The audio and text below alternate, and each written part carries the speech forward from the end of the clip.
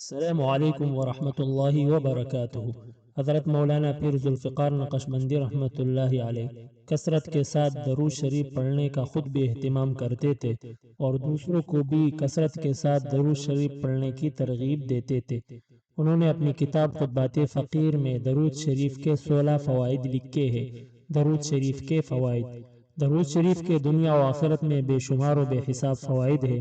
مثلا انہا سبب لہدایت المصلی و حیات قلبہ، یہ پڑھنے والے کی ہدایت اور اس کے دل کے لیے حیات کا ذریعہ ہے۔ لزیادت محبت رسول اللہ، یہ نبی کریم صلی اللہ علیہ وآلہ وسلم کی محبت کے حصول کا ذریعہ بنتا ہے۔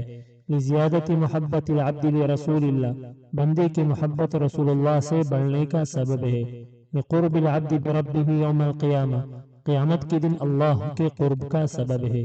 لقرب العبد من رسولہ، نبی صلی اللہ علیہ وآلہ وسلم سے قرب کا ذریعہ ہے۔ انہا اداء لشیء من حقہ، نبی صلی اللہ علیہ وآلہ وسلم کے حقوق کی ادائیگی کا ذریعہ ہے۔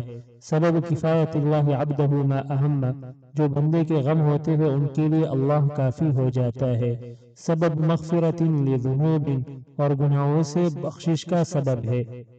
سبب اجابت الدعوہ، اور دعا کی قبولیت کا سبب ہے۔ نیل شفاعتہ، قیامت کے دن نبی صلی اللہ علیہ وآلہ وسلم کی شفاعت ملنے کا سبب ہے۔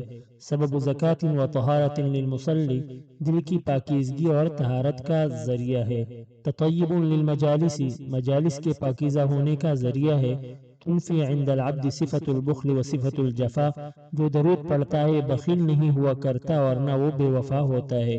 سبب فی اللہ تکون المجالس حسرة و ندامة علی اصحابہ یوم القیامہ، یہ قیامت کے دن دوستوں کے ساتھ مجالس کی ندامت سے بچنے کا سبب ہے، اور جو درود پڑھتا ہے اس پر اللہ تعالیٰ کی طرف سے رحمتیں نازل ہوتی ہیں، اور یہ برکت کا سبب ہے جو بندے کو عمل میں عمر میں برکت نصیب ہوتی ہے۔